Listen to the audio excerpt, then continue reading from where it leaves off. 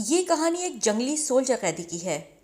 एक ऐसा सोल्जर जो अपनी खूबसूरत कद-ओ-कामत के साथ साथ आम इंसान से भी कहीं ज़्यादा एक अनजानी ताकत और जानवरों से भी ज़्यादा पावरफुल आदमी क्रेवन की है, जो कि रशियन जेल में कैद है। शायद कैद है या यहाँ किसी मकसद से आया है।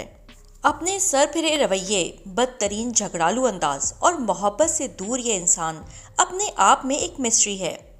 रशिया की जेल में जिम करते हुए कुछ लोगों ने इसे तंग करने की कोशिश की, जिस पे क्रेवन ने उन लोगों को मारा, जिस पर सोल्जर्स ने क्रेवन को बॉस सैम्योन के सामने पेश किया।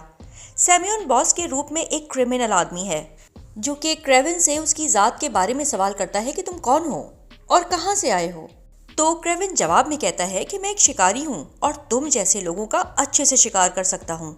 इस बात को लेकर उन दोनों का झगड़ा होता है और वो बॉस सैम्योन और बाकी सोल्जर्स को कत्ल करता हुआ, मारता हुआ, दीवारों पर चढ़ता हुआ, चीते जैसी रफ्तार रखने वाला लंबी जंप लगाता क्रेवन भागने लगता है। अगले लम्हे ये तूफान से गुजरते हुए एक भेड़िए से मिलता है, जो क्रेवन पे हमले के जहन से क्रेवन को घूरता है और फिर क्रेवन इसे आंखों में देखकर उसे वहीं फ्रीज कर देता है। और तेज हवाओं, बर्फ से टकराता हुआ क्रेवन जहाज में बैठता है और फोन पे किसी को कहता है कि मैंने सैम्योन को खत्म कर दिया और नए शिकार के लिए अब निकलना है। कुछ देर आंखें बंद करके क्रेवन 16 साल पीछे यादों में जाकर अपनी गुजरी हुई माजी की जिंदगी के बारे में सोचता है। जब न्यूयॉर्क में कॉलेज की वापसी पे एक गाड़ी पिक करती है, जिसमें इन दोनों का बाप निकोलाय था। वो गाड़ी में बैठ जाते हैं। छोटे भाई दिमित्री और क्रेवन को उसके बाप निकोलाय ने गाड़ी में बैठकर ये खबर सुनाई कि उसकी माँ अब इस दुनिया में नहीं रही। उसने फांसी से लटक के खुदकुशी की। निकोलाय अपने दोनों बेटों के हमरा घर जाने के बजाय कॉलेज से सीधा जंगल पहुंचता है। वो दोनों भाइयों को एक अच्छा इंसान बनाने के बजाय शिकारी बनाना चाहता है। जैसे खुद क्रिमिनल होता है, वैसा ही उन्हें देखना चाहता है। ड्रग्स का कारोबार और जानवरों की खाल भेजता है। इसके अलावा भी स्मगलिंग और बड़े क्राइम्स में इसका नाम होता है। क्रेवन के सामने एक शेर आता है और निकोलाय उसे खत्म करने का हुक्म देता है। क्रेवन शेर का शिकार करते वक्त शेर की आंखों में देखकर रुक जाता है, जैसे कोई ताकत उसे मारने से रोक रही हो। इतने में निकोलाय शेर को गोली मार देता है और इस पर शेर को गुस्सा आता है और क्रेवन को घसीटकर जख्मी करता हुआ झाड़ियों में फेंक देता है। इतने में एक फैमिली जंगल से गुजरती है और उनके साथ एक बच्ची होती है। वो फैमिली से अलग होकर जंगल की तरफ जाती है, जहां उसे क्रेवन की जख्मी बॉडी मिलती है। वो अपनी जेब से एक शीशे की बोतल निकालती है और क्रेवन के मुंह में दवाई डाल देती है और वो शीशी और कार्ड, जिस पर शेर की तस्वीर नयान होती है, जेब में रख देती है और चुपचाप चली जाती है। क्रेवन को कुछ देर बाद रेस्क्यू टीम आकर हॉस्पिटल पहुंचाती है। हॉस्पिटल में इलाज के फौरन बाद ही डॉक्टर्स उसे मुर्दा समझ लेते हैं। इतने में क्रेवन की सांस बहाल हो जाती है। डॉक्टर्स ये मुआवजा देखकर हैरान हो जाते हैं। क्रेवन को उस दवाई से ये ताकत मिलती है। कुछ देर बाद तबीयत संभलती है और क्रेवन को होश आ जाता है। जब आंखें खोलता है तो सामने क्रेवन का भाई और बाप खड़े होते हैं। डॉक्टर्स की इजाज़त के बगैर ही वो दोनों क्रेवन को घर ले आते हैं। क्रेवन घर पहुंचकर सामने दीवार पे लगी तस्वीर को देख के समझ जाता है कि वो शेर मारा गया है उसके बाप के हाथों। इस बात पे बाप बेटे का झगड़ा होता है कि शेर को क्यों मारा, और वो आधी रात को घर से निकल जाता है और कुछ सामान लेके, जिसमें वो दवाई और कार्ड भी था जिससे वो ठीक हुआ था। दिमित्री उसे रोकने की कोशिश करता है कि आप मुझे अकेला नहीं छोड़ सकते, जिस पर क्रेवन उसे बताता है कि मैं ज्यादा दूर नहीं जा रहा पागल, मैं अपने पुराने मकान में जा रहा हूँ, जहाँ माँ कभी हमारे साथ हुआ करती थी। इसके बाद वो वहाँ से निकल जाता है और अनजान रास्तों से गुजरता हुआ कश्ती के सहारे रशिया की किसी जगह पहुँचता है। अगले सीन में रास्ते में जंगली भैंसे भी आते हैं।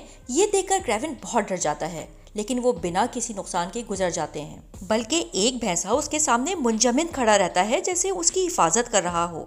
क्रेवन वहीं बसने लगता है और एक दिन उसे एक हिरन नजर आता है। क्रेवन हिरन के पीछे भागते हुए पहाड़ों पे चढ़ता, जंप करता, कभी दरख्तों पे चढ़ता, जिससे उसे अपनी ताकत का अंदाजा हो जाता है। एक दिन जंगल में कुछ शिकारी घुस आते हैं और शिकारी जानवरों का शिकार करते हैं और क्रेवन की आंखें ये सब देख लेती हैं। उसे बहुत गुस्सा आता है और वो एक एक करके शिकारियों को कत्ल कर देता है। जंगल के जानवर उसके इस अमल से बहुत खुश होते हैं और इस तरह से वो जंगल का रखवाला बन जाता है। अगले सीन में 16 साल बाद क्रेविन अपनी जवानी में जहाज में अपनी यादों से बेदार होकर जहाज से उतरकर उसी मकान में वापस आ जाता है। अगली सुबह कुछ माफिया रशियन सोल्जर्स भैंसों का शिकार करके उनके सर धड़ से अलग करके अपने साथ ले जा रहे होते हैं। क्रेविन उन पर हमला कर देता है और उन्हें रोकने की कोशिश करता है, मगर क्रेविन गाड़ियों के शीशे तोड़ता हुआ सबको मार देता है और जाते हुए डेंड्री के कार का नंबर प्लेट देख लेता है। अगले सीन में डेंड्री लंदन में ऑफिस पहुंचता है और क्रेविन को कुर्सी पे बैठा देखकर चौंक जाता है, जिस पर क्रेविन उसे बताता है कि तेरा बॉस मारा गया है और अब डेंड्री तेरी बारी है।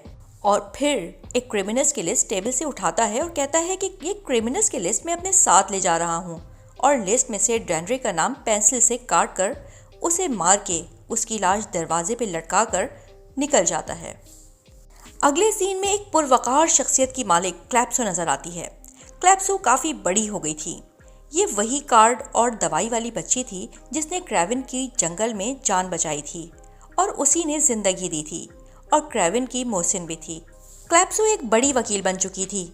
मुजरिमों को सज़ा देना, इंसानियत का दिफा करना और हर इंसान को उसका हक दिलवाना उसका पेशा था। क्लैप्सो और क्रेविन की मुलाकात एक बड़े कब्रिस्तान में हुई, जहां क्लैप्सो की दोस्त का सिमेट्रो ने रेप करके उसका बेदर्दी से कत्ल किया था।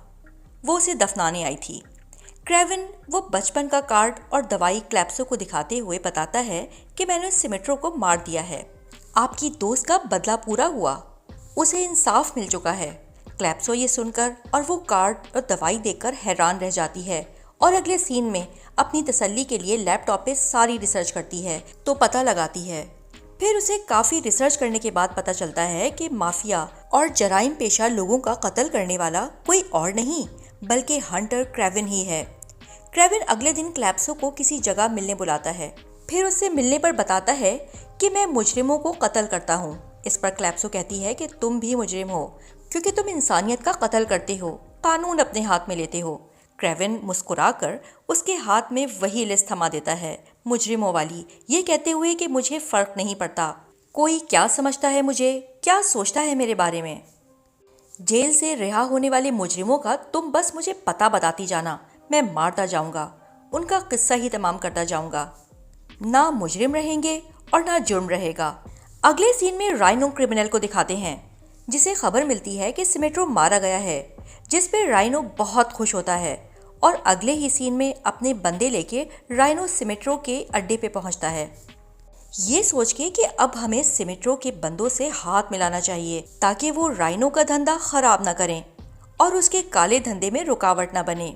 राइनो सिमेट्रो के असिस्टेंट मोरेस से दोस्ती का हाथ बढ़ाता है और उनके लोग गोलियों से राइनो पर हमला कर देते हैं।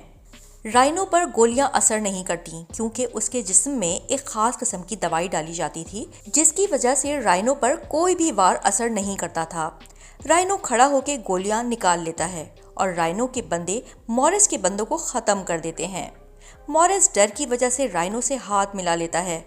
अगले सीन में निकोलाई के बारे में मॉरिस उससे मिलने जाता है, इस बात से अनजान कि निकोलाई सब जानता है कि मॉरिस ने राइनो के साथ हाथ मिला लिया है और अब वो उसके लिए काम करता है।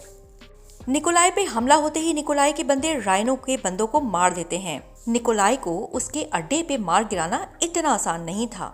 राइनो को खबर मिलने पर दुख होता है। वो चीखने लगता है कि अचानक उसका एक असिस्टेंट पेन ड्राइव हाथ में थमा देता है जिसमें क्रेविन की सिमेट्रो को मारने की वीडियो थी। अगले सीन में क्रेविन दीवारों पर चढ़ता हुआ अपने घर में अपने छोटे भाई डिमिट्री को उसकी सालगिरह की मुबारकबाद देने आता है। वो दीवारों पे चढ़ता हुआ घर के अंदर दाखिल होता है। क्रेविन अपने भाई से बहुत मोहब्बत करता है और वो बार में जाके सेलिब्रेट करते हैं, जहां इनका बाप निकोलाई भी आ जाता है और एहसास दिलाने की कोशिश करता है कि क्रेविन, हम सब साथ हैं, हम एक हैं। इस बात का क्रेविन पर कोई असर नहीं होता। ज़्यादा ड्रिंक करने के बाद क्रेविन डिमिट्री को कमरे में छोड़ के सोने चला जाता है। डिमिट्री भाई को रुकने का बोलता है और वो रुक जाता है। सोफे पे नींद का आदी ना होने की वजह से वो बाहर दरख्त के नीचे सो जाता है। सुबह जब वो वापस भाई के कमरे में आता है तो भाई गायब होता है।